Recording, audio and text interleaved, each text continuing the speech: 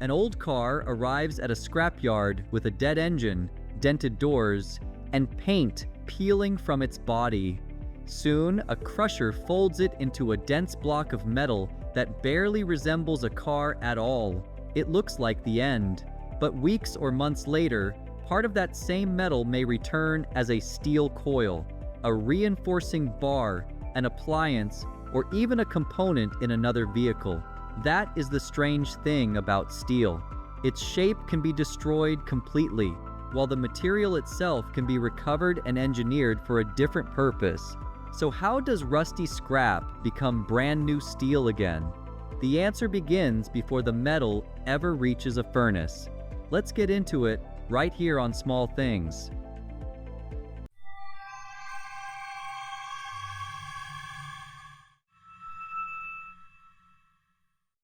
Scrap is not just trash. At a scrapyard, steel arrives from almost everywhere. Old cars sit beside demolished steel structures, broken machinery, appliances, factory offcuts, and twisted structural pieces. But chaos is only what the eye sees. To a passerby, it is a pile of junk. To a steelmaker, it is a recipe that has not been measured yet. That distinction matters because not all scrap is the same. A thick structural beam, a thin automobile panel, and a piece of stainless steel may all look like metal, but they can contain very different amounts of carbon and alloying elements. Their size, thickness, coatings, and contamination can differ too. So the first challenge is not simply collecting as much scrap as possible. It is knowing what kind of material has been collected, because those differences will matter later. Before the mill can melt anything, it first has to understand what it is feeding into the process. Why steel recycling became possible? Steel scrap is not a modern problem. It grew out of the success of modern steelmaking itself. During the 19th and 20th centuries, industrialization put steel almost everywhere. Railways stretched across countries. Ships grew larger, factories filled with machinery, cities rose around steel-framed buildings, while vehicles and industrial equipment became part of everyday life. Then, time caught up with them. Rails wore out, ships were dismantled, buildings came down, and machines became obsolete. Decades of steel production eventually created decades of steel scrap. But having mountains of old metal did not automatically make recycling easy. The steel still had to be melted efficiently and brought back under precise control. One technology that changed the equation was the electric arc furnace. Developed in the late 19th century, with French inventor Paul Héroult playing an important role in its development, it used electrical energy to generate the extreme heat needed to melt steel. Its importance grew as electricity became more widely available and industrial societies accumulated larger supplies of scrap. The electric arc furnace did more than provide heat. It made scrap a practical raw material that steelmakers could deliberately build a process around. But even a furnace powerful enough to melt steel cannot correct every problem created before the metal goes inside.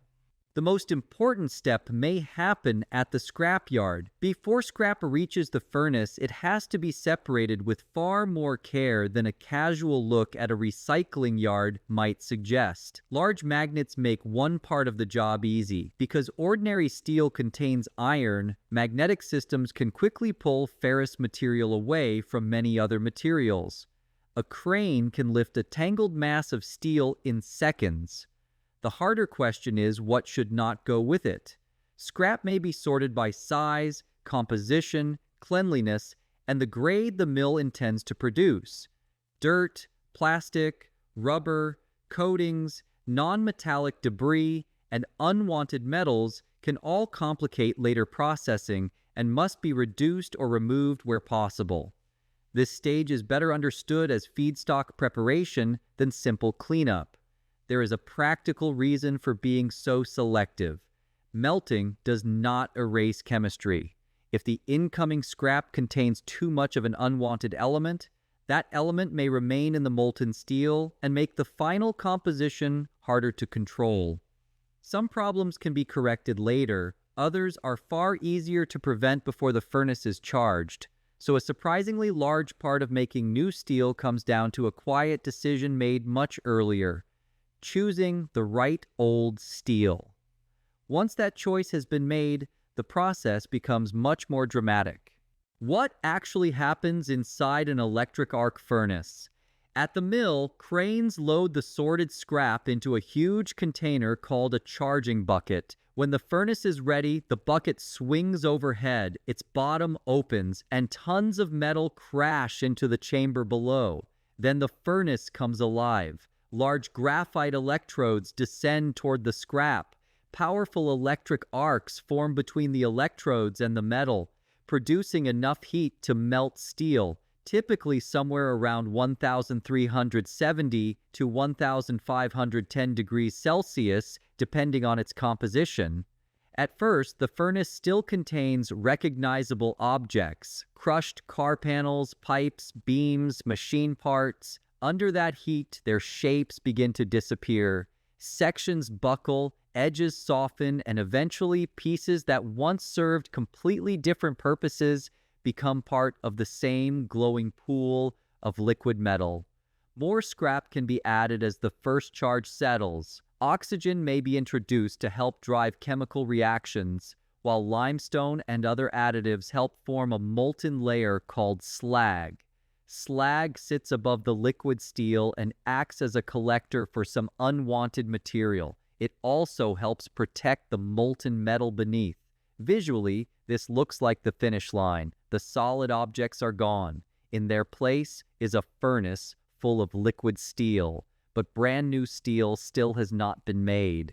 Because melting metal is only the beginning, the harder job is making the right metal.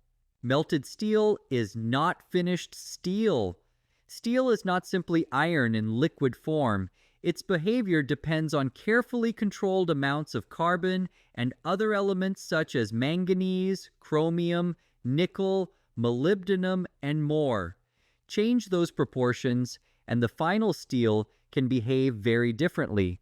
Structural steel does not necessarily need the same chemistry as automotive sheet.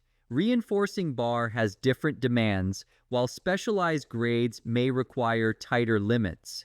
That is why steelmakers keep working after the scrap has melted. Samples are taken from the liquid metal and analyzed. If the chemistry is wrong, measured quantities of alloys can be added. Oxygen may be used to remove excess carbon or help deal with other unwanted elements. Each adjustment moves the molten steel closer to a specific target. This is the point where recycling stops looking like simple reuse. The old object has lost its shape, and now its chemistry is being rebuilt to meet a new specification. Once both composition and temperature are within the required range, the furnace tilts and pours the glowing steel into a large ladle. This step is called tapping. Even then, refinement may continue. At a secondary refining station, temperature and composition can be fine-tuned before casting begins. Those small changes can affect strength, hardness, corrosion resistance, and how easily the steel can later be formed. By this stage, what the steel used to be matters far less than what the mill now needs it to become. How liquid steel becomes something solid again. Now the steel has the right chemistry, it still has no useful shape. The molten metal is sent into a continuous casting machine where it begins to cool and solidify into long semi-finished forms known as slabs, billets, or blooms. From there, the steel moves toward enormous rolling mills. After reheating where necessary, powerful rollers squeeze and stretch the solid steel, reducing its thickness or reshaping its cross-section with each pass. A heavy slab can become thin sheet or coil. Other forms can become reinforcing bar, beams, rails, plates, or other industrial components. And this is where the story reconnects with the crushed car from the beginning. The steel from that vehicle does not have to return as another vehicle. It might end up in an appliance, a building, a railway, or a bridge.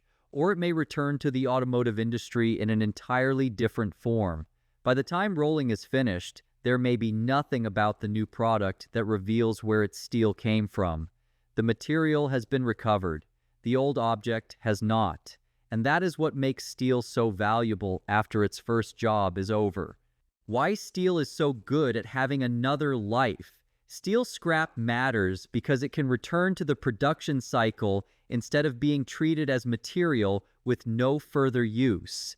In modern steelmaking, scrap is already an important raw material, and electric arc furnaces can operate with very high proportions of recycled steel. Using scrap can reduce reliance on primary resources such as iron ore, coal, and limestone.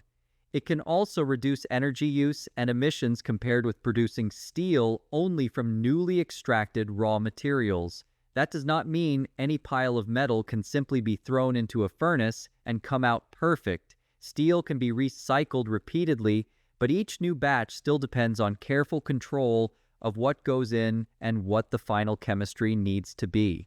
The value of steel recycling comes from the fact that the material can be recovered, melted, adjusted, and used again without preserving the product it once belonged to. Which brings the story back to that crushed car at the scrapyard. The car we started with no longer exists. Its shape is gone. Its paint is gone. Its doors, panels, and original purpose have disappeared, but some of its steel may still be moving through the world. Old steel does not survive by staying the same. It survives because it can stop being what it was.